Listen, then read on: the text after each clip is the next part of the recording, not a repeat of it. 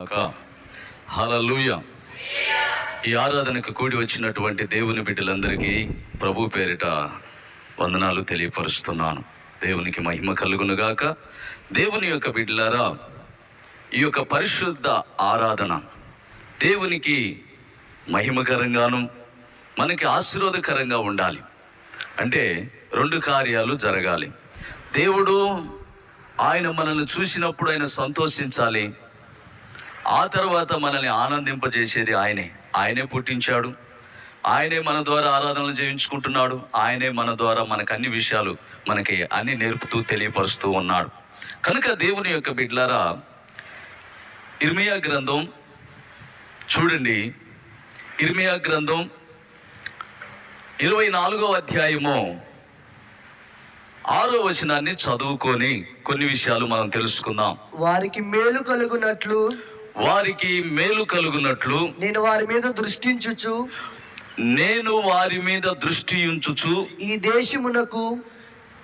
ఈ దేశము తట్టు వారిని మరలా తీసుకొని వచ్చి పడగొట్టక వారిని కట్టెదను పెళ్ళగింపక వారిని నాటుతాను. దేవునికి స్తోత్రం కలుగునుగాక. దేవుని యొక్క బిడ్డలారా, మనం ఎలాంటి వారమో, ఎక్కడి వారమో, ఏమైపోయిన వారమో, మనం ఈ లోకంలో పడిపోతూ ఉన్నాం. దారి తప్పి రకరకాలుగా వెళ్తున్నటువంటి మనలను ఆయన మరలా ఈ దేశానికి తీసుకొని వస్తాడు. ఏ దేశం అది? మహిమగల దేశం, అంటే గ్లోరియస్, అనగా దేవుడు ఉన్న దేశంలోనికి తీసుకొని వస్తాడు అన్నమాట. అంటే తప్పిపోయిన మనలను మరలా తీసుకొని వస్తాడు. ఇక్కడ నా జీవితంలో జరిగినటువంటి కొన్ని విషయాలు మీకు తెలియపరుస్తాను. అంతకుముందు నేను అన్యుడినే, నాకు దేవుడు తెలియదు. ఒకవేళ తెలిసినా తెలుసుకోవాలనుకునేటటువంటి మనసు నాకు లేదు. ఎందుకంటే దేవుడు నన్ను తీసుకొని నాటలా. అయితే వదిలివేసి ఉన్నాడు. అంటే వదిలివేయబడినటువంటి వ్యక్తుల యొక్క జీవితాలు రకరకాలుగా ఉంటాయి.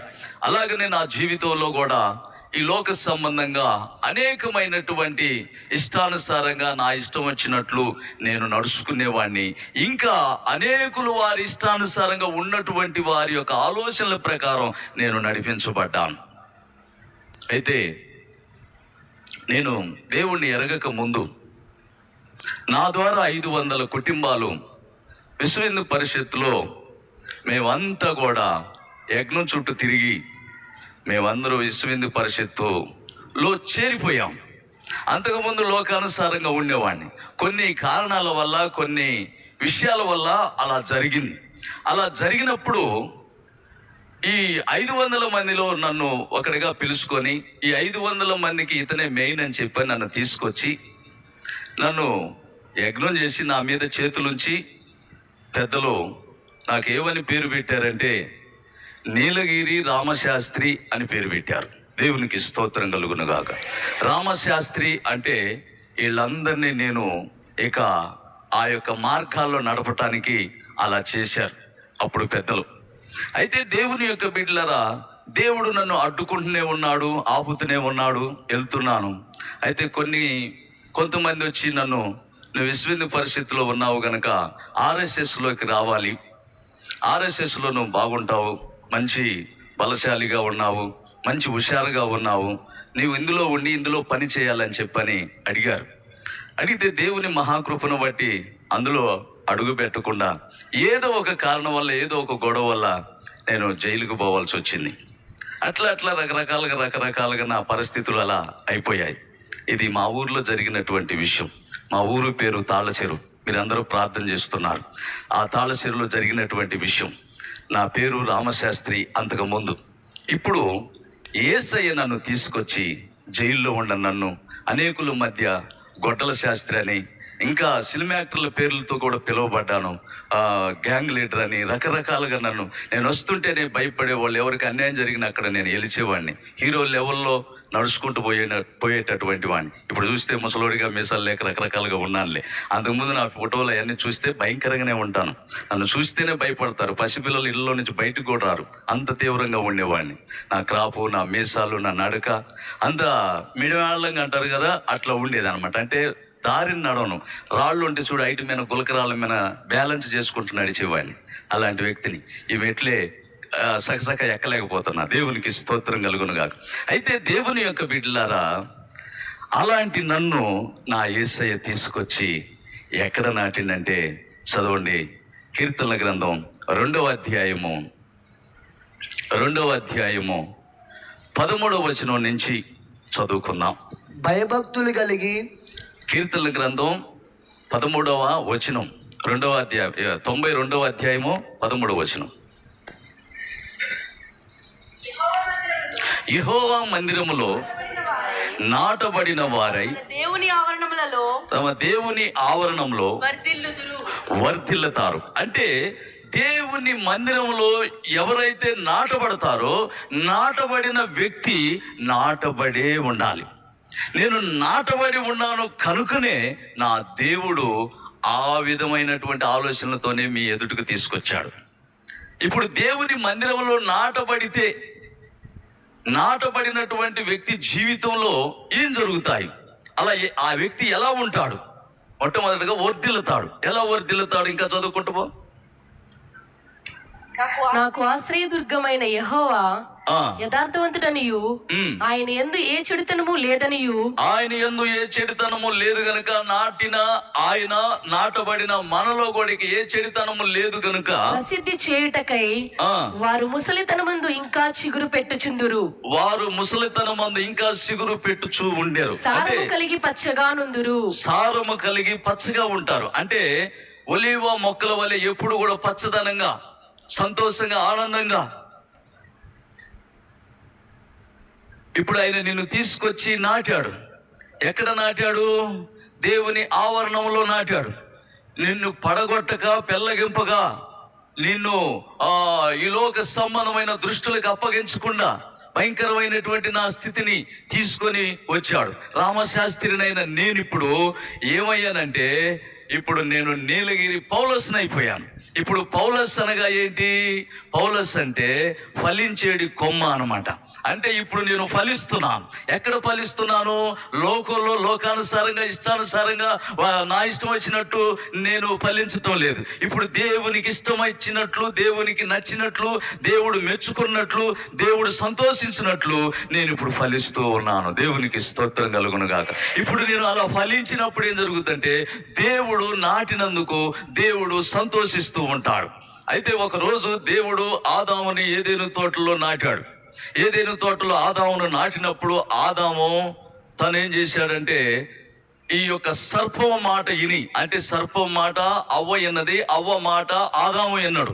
ఏదో రకంగా ఏదో ఒక దారిలో వచ్చి నిన్ను పడగొడుతుంది అన్నమాట సాతానుడు. నిన్ను పడగొట్టే సాతాను నుంచి దేవుడు మరలా కాపాడుకోవాలని, బ్రతికించుకోవాలని, నిన్ను మరలా నాటుకోవాలని ఆయన తిప్పలు పడుతూనే ఉంటాడు. దేవునికి స్తోత్రం కలుగును గాక. ఈ ఆదాము ఎప్పుడు కూడా దేవుడు తీసుకొచ్చి ఏదైనా తోటలో నాటితే కమ్మగా ఆదాముతో ఎప్పుడు సంతోషంగా, ఆనందంగా మాట్లాడుకునేవాడు. యేసయ్య ఆదాం ఇద్దరు ముఖాముఖిగా చూసుకునేవాళ్ళు. ఆదాం ఏం చేస్తున్నావు అంటే, అయ్యా ఈ మొక్కకు నీళ్లు పోస్తున్నానయ్యా, ఆ మొక్కకు నీళ్లు పోస్తున్నానయ్యా, ఇదిగో ఈ జంతువుల్ని కాపాడుతున్నానయ్యా, వాటిని కాపాడుతున్నాయి, నీటిని అయినా అది ఇది అని చెప్పని ఏదైనా తోటలో పని చేసుకుంటూ ఉంటాడు అనమాట. అంటే దేవుని మందిరంలో ఉంటాడు అనమాట. దేవుని మందిరమే ఏదైనా తోట. అయితే ఈ దేవుని మందిరంలో ఉన్నటువంటి ఆదాము ఎప్పుడైతే ఆ యొక్క పండు తిని, ఆ పండు తినగలగంటే వేరే ఒక ఆలోచన నీకు రావటమే ఆత్మ సంబంధంగా నువ్వు పండు తిని పాడైపోవటం అనమాట. ఎప్పుడైతే ఆదాం పాడైపోయిండో యేసయ్య వచ్చి ఆదాం ఎక్కడున్నావు అంటే, అక్కడ ఆదాం లేడు. కొందరు మందిరానికి వస్తారు కానీ అక్కడ ఉండరు వాళ్ళు. వాళ్ళ మనసు అంతా ఎక్కడెక్కడో ఉంటుంది అన్నమాట. నీ మనస్సు అలా ఉన్నదంటే ఆదాములాగా నువ్వు మరలా పడిపోతావు. దేవునికి స్తోత్రం కలుగునుగాక. మరలా పడిపోయిన నిన్ను మరలా పెళ్ళగింపగా మరలా యేసయ్య వచ్చి మరలా పతనం అయిపోతున్న ప్రజలను మళ్ళీ తీసుకొచ్చి మరలా నాటాడు. నాటిన చెట్టు ఫలాలేమన్నా ఉన్నాయేమోనని ఆ చెట్టు దగ్గరకు వచ్చి యేసయ్య చూశాడంట. ఆ చెట్టు దగ్గరకు వచ్చి చూస్తే ఆ చెట్టు పచ్చగా ఉందంట, బాగానే కలకలలాడుతుందంట, బాగానే ఉందంట, పుష్టిగానే ఉందంట. చెట్టు బాగానే ఉంది, కానీ ఈ చెట్టులో ఏవైనా ఫలాలు దొరుకుతాయేమో, ఒక ఫలం అన్న దొరికితే తిందామని చెప్పని వచ్చిందంట, చూద్దామని.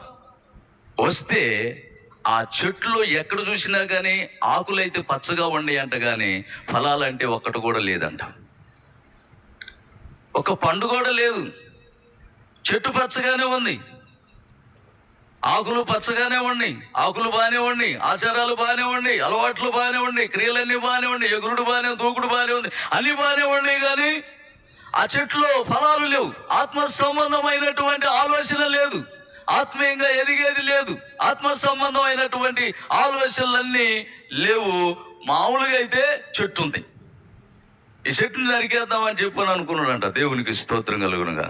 నరికేద్దాం అనుకుంటే ఇలాంటి యేసన్న ఇలాంటి పౌలోసు ఏం చేశారంటే, అయ్యా ఇంకొక సంవత్సరం అవకాశం అయ్యా, ఆ చెట్టుకి నేను మంచి నీళ్లు పోస్తానయ్యా, ఆత్మ సంబంధమైనటువంటి ఆలోచనలు చెప్తానయ్యా. ఆలోచనలు చెప్పటమే నీళ్లు పోయటం. దేవునికి స్తోత్రం కలుగునుగా. దేవుని వాక్యమే మనకి నీళ్లు. ఆ నీళ్లు పోస్తానయ్యా, మళ్ళా నీళ్లు పోస్తానయ్యా, మళ్ళా ఎరువేస్తానయ్యా, మళ్ళా బలం పెడతానయ్యా, ఆ చెట్టు చుట్టూ కంచె వేస్తానయ్యా, ఆ చెట్టు ఎటు పోకుండా ఆ చెట్టు ఎలా పెరుగుతుందో దానికి సంబంధించినటువంటి ఆలోచనలతో నేను బోధిస్తానయ్యా. ఈ చెట్టుని ఇంకా 2 సంవత్సరాలు ఆపయ్యా అని చెప్పని సేవకులు అవకాశం ఇస్తున్నారు. అవకాశాన్ని సద్వినియోగం చేసుకోవాలి, దుర్వినియోగం చేసుకోకూడదు. ఆ అవకాశాన్ని పాడు చేసుకోకూడదు. అవకాశాన్ని బట్టి నువ్వేం చేయాలంటే, నేను నాటబడినటువంటి వ్యక్తిని కదా, మరలా నాలో ఇదేంటబ్బా ఈ ఆలోచనలలోని ఏం జరుగుతుందని చెప్పని నీకేం చేయాలంటే మంచి ఆలోచన రావాలి, భయం రావాలి, భక్తి రావాలి, దేవుని యందు నీకు నిరీక్షణ కలగాలి, దేవునితో ఉండే అనుభవం నీలోనికి రావాలి. అట్లాగనే దేవుని యొక్క బిడ్డలారా, చెట్టు చూసిండు కానీ చెట్లు కాయలు, అంజూరపు చెట్టు కాపేందుకు కాయ లేదు చెట్టా. దేవునికి స్తోత్రం కలుగునుగాక. కాపేందుకు కాయ లేదు చెట్టా అంటే ఆ చెట్టు కాపు కాసే చెట్టు కాదు. ఆ చెట్టు ఏంటంటే తన ఇష్టానుసారంగా ఉండే చెట్టు అన్నమాట. అలాంటి చెట్ల గురించి ఈ అంజూరపు చెట్టును మనకు చూపించను. అంజూరపు చెట్టు ఎప్పుడు కాపు కాస్తూనే ఉంటది, ఎప్పుడు కాయలు ఉంటూనే ఉంటాయి. మా మందిరం దగ్గర తాళచెరులో అంజూరపు చెట్టు వేసారు. ఎండాకాలం కాస్తే, వానకాలం కాస్తే, ఎప్పుడు చూసినా చలికాలం అనే ఉండదు, దానికి ఏ కాలం అయినా ఉండదు. ఎప్పుడు చూసినా ఆకులు వేస్తూనే ఉంటది, కాయలు కాస్తూనే ఉంటది. సపోర్ట్లు కొట్టండి, హల్లెలూయా. ఆకులు వేస్తూనే ఉంటది, కాయలు పడుతూనే ఉంటది. అది ఎప్పుడు కూడా సంతోషంగానే ఉంటది ఆ చెట్టు. ఆ చెట్టుకెళ్ళి చూసి చాలా సంతోషిస్తాను. మా విశ్వాసులకు చెప్తాను, ఏమని చెప్తానంటే, విశ్వాసులారా, ఈ చెట్టు బాగా కాపు కాస్తుంది, అయితే మీరు కాస్తారన్న నమ్మకం నాకుంది, అందుకని మీరు బాగా ప్రార్థన చేసుకోండి అని చెప్పానంట. అలా సంతోషం కలిగేది. అలా చెట్టును చూసి నమ్మకాలు పెరుగుతూ ఉండేది. అలాగనే వాళ్ళు లోకంలో కలిసిపోతూనే ఉంటారు, వస్తూనే ఉంటారు, కలిసిపోతూనే ఉంటారు. ఆదివారం నాడు కూడా ఏదో పని పెట్టుకొని ఊరు ప్రయాణాలు పెట్టుకుంటారు. ఆదివారం నాడు ఊరు ప్రయాణాలు పెట్టుకోవటం ఏంటంటే, నువ్వు మందిరంలో నాటబడిన వ్యక్తివేనా? నువ్వు వర్ధిల్లాలనుకున్న వ్యక్తివేనా? నీకు మనుషులతో వర్ధిల్లే మనసు నీకెందుకు? మనుషుల యొక్క ఆలోచనలతో నీ మనసు ఎందుకు? ఆ మనసు తీసివేసుకోవాలి. ఆలోచన తీసివేసుకొని దేవునికి అప్పగించుకొని దేవుని మందిరమే నీకు కనబడాలి. దేవుని మందిరంలోనే నువ్వు ఉండాలి. ఎప్పుడు చూసినా దేవుని మందిరంలో నేను కనబడాలి. దేవుని ఆలోచనతో నేను ఉండాలన్నప్పుడు నువ్వు ఏం చేయాలంటే, నీ హృదయం అనే ఆలయాన్ని దేవుని మందిరంగా కట్టుకోవాలి. అప్పుడు దేవుడు నీ హృదయంలో ఉంటే అప్పుడు నిన్ను నడిపించుకుంటాడు. దేవుని మందిరంగా నువ్వు కట్టబడవా? సైతాన్ మందిరంగా కట్టబడతావా? లోపల సైతాన్లు దెయ్యాలు ఉంటే ఎట్లా నువ్వు ఊరు ప్రయాణాలు చేస్తే సోకులు రకరకాల ఫంక్షన్లని అయ్యాని రకరకాలుగా తిప్పుతూ ఉండి దుష్ట దురాత్మ చీకట్లు. మా సొంతోళ్ళని, మంచోళ్ళని. నేను ఇప్పుడు వచ్చేటప్పుడు ఒక ఆయన పెద్ద లాయర్ గారు, హైకోర్టు లాయర్, హైదరాబాద్. ఆయన నన్ను ఎంతో ప్రేమగానో చూసుకున్నటువంటి వ్యక్తి. ఆయన అంటే నాకు ఎంతో అభిమానం, ప్రేమ. ఆయనకు కూడా నేనంటే అంత ప్రేమ. అలాంటిది నిన్నటి రోజున వాళ్ళ పెద్ద కుమారుడు పెళ్ళి.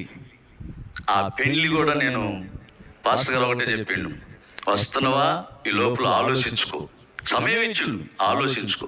సరేనయ్యా అన్న. గురువారమే వచ్చేసాం. గురువారం అంటే బేస్తవారం అంటే లక్షవారం, దేవునికి స్తోత్రం కలుగునగా. ఆ వారం వచ్చేసి పాస్టర్ గారు కలిసిపోయా.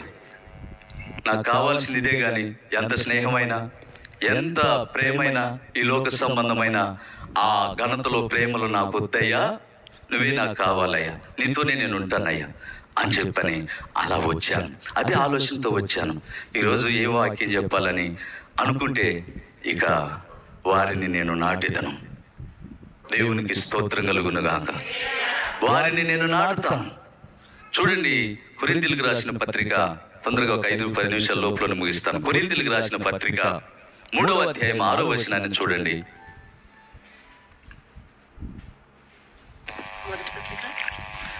నేను నాటి తిని అపోల్లో నీళ్లు పోసెను, వృద్ధి కలుగు చేసిన వాడు దేవుడే. వృద్ధి కలుగజేసేది దేవుడే. కాబట్టి వృద్ధి కలుగు చేయు దేవునిలోనే గాని నాటు వానిలోనైనను నీళ్లు పోయి వానిలోనైనను ఏమీ లేదు. నాటువాడును నీళ్లు పోయి వాడును ఒక్కడే. ప్రతివాడు ఆయన పేరు నజరేయుడైన యేసుక్రీస్తు. చాలు, దేవునికి స్తోత్రం కలుగునుగాక. ఈయన నీళ్లు పోస్తాడు, ఈయన నాటుతాడు, అన్ని ఈయనే. ఆయన లేకుండా ఎవరూ లేరు. ఆయన లేకుండా ఏది ఈ భూమి మీద జరగదు. ఆయనే వృద్ధి చేస్తాడు, ఆయనే వృద్ధి కలగజేస్తాడు. నీ బ్రతుకును బాగు చేస్తాడు, నీ పరిస్థితులు మారుస్తాడు. దారి మరలిన నన్ను, చెదరిపోయిన నన్ను, ఆరిపోయిన నన్ను నా యేసయ్య తన వాక్కుతో నన్ను బ్రతికించాడు. ఆ వాక్కుతో మనం బ్రతకాలి.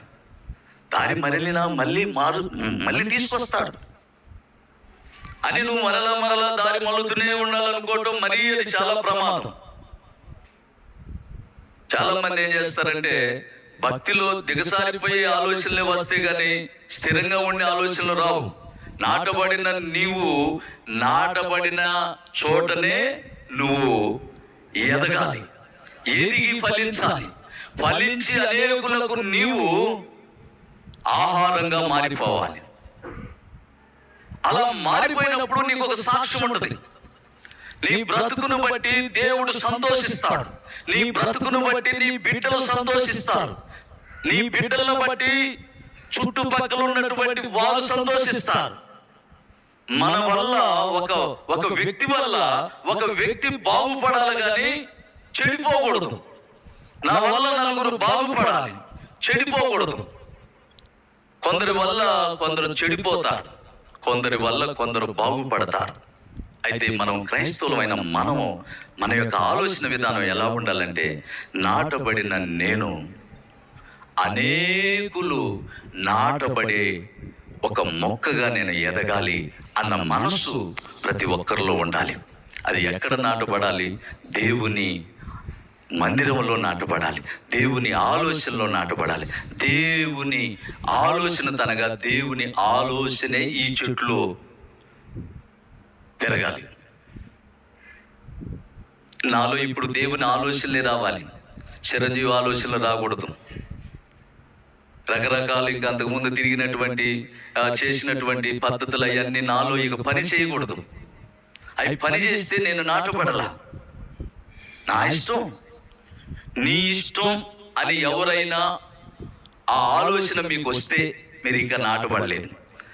అయితే మీరు ఇప్పుడు నాటబడబోతున్నారు, ఇప్పుడు మీరు నాటబడబోతున్నారు.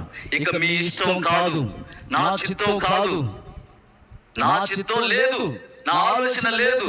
జీవించువాడను నేను కాను, మాట్లాడువాడను నేను కాను అన్న మనసు ప్రతి వారిలోనికి రావాలి. అది వచ్చినప్పుడే నువ్వు నాటబడినట్లు.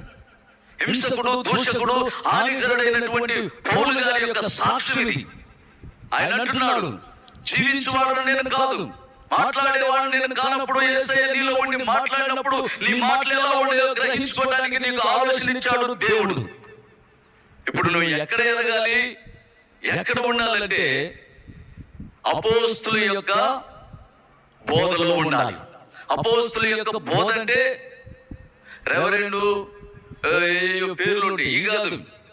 పరిశుద్ధాత్మతో నింపబడి, ప్రత్యేకించబడి, దేవుని సేవకుల ద్వారా అభిషేకించబడి, అది కూడా ప్రత్యేకించబడినటువంటి సేవకుడు. దానికి ఎవరు పడితే వాళ్ళు కారు. హాస్టల్లని మనుషులు పిలుచుకునే వాళ్ళు కాదు, దేవుడు పిలుచుకునే సేవకుడు ద్వారాగా అభిషేకించబడినటువంటి సేవకుడే సేవకుడు. అభిషేకించబడినటువంటి చోటనే నీవు నాటబడాలి, అక్కడే నీకు పాలు పంపులు ఉండాలి. చూడండి, అపోస్తుల కార్యాలు 2వ అధ్యాయము 42-43 వచనాన్ని చదువుకోండి. వీరు అపోస్తుల బోధ యందును, మీరు అపోస్తుల బోధ యందును, సహవాసమందును, రొట్టె విరుచుట యందును, ప్రార్థన చేయుట యందును ఎడతెగకై ఉన్నారు. వారు ఎవరై అంటే దేవుని ఆలోచనతో నాటబడినటువంటి వారు. లోకంలో నుంచి తీసుకొచ్చి నిన్ను పరిశుద్ధమైనటువంటి దేవుని మందిరంలో నాటబడిన ఈళ్ళు అంటే అపోస్తుల బోధ యందు, సహవాసమే యందు, ప్రార్థన చేయటి యందు అన్ని విధాలుగా ఎడతెగకై ఉన్నారు. వారానికి ఒకసారి ప్రార్థన చేసేవాళ్ళు గారు, ప్రతిరోజు ప్రార్థన చేసేవాళ్ళు. సూర్యుడు వారానికి ఒకసారి ఉదయిస్తే మనుషులు బ్రతుకుతారండి? సూర్యుడు ప్రతిరోజు టయానికి ఉదయిస్తూనే ఉంటాడు. నువ్వు కూడా ప్రతిరోజు మొహం కడుక్కుంటున్నావుగా, మొహం కడుక్కోకుండా తినవుగా. అప్పుడు ఏం చేయాలి? మొహం కడుక్కుంటున్నాను నేను, దేవుణ్ణి మర్చిపోతే ఆత్మశుద్ధి ఎక్కడి నుంచి వచ్చిందండి? ఆత్మీయ అనుభవాలు ఎక్కడి నుంచి వస్తాయండి? ఆత్మీయ ఫలాలు ఎక్కడి నుంచి వస్తాయి? ఆత్మీయ ఫలాలు నీలో నుంచి రావాలంటే నీవు ప్రతిరోజు ప్రార్థన చేస్తూనే ఉండాలి. నీకు ఎంత సమయం వస్తే అంత. యేసన్న గారు ఒక మాట అంటాడు, నిద్ర వచ్చినప్పుడే నిద్రపోవాలంట, నిద్ర కోసం ట్రై చేయకూడదంట. కొంతమంది నిద్ర రాకపోయినా కానీ మెలకలు తిరుగుతూ ఉంటారు. నిద్ర ఎప్పుడు పట్టు అని నిద్ర పట్టవే కళ్ళు మోస్తారు, నిద్ర పట్టలేదు. కొంతమంది ఏం చేస్తారు? నిద్ర టాబ్లెట్లు వేసుకుంటారు. నిద్ర పట్టడం కోసం ఎన్ని ప్రయత్నాలు.